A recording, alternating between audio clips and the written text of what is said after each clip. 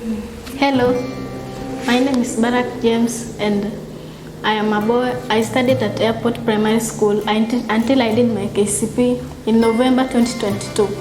God helped me and I scored 397 marks out of the possible 500, and I thank God for it. And without forgetting, it was the teachers and my parents' support. And most important of all, I used to come here to study. Since I had shortage of books, I could not access to other books like maths, English, and Kiswahili. And those subjects are very critical in your exams. So I used to come here in order to access those books. And sure enough, I succeeded.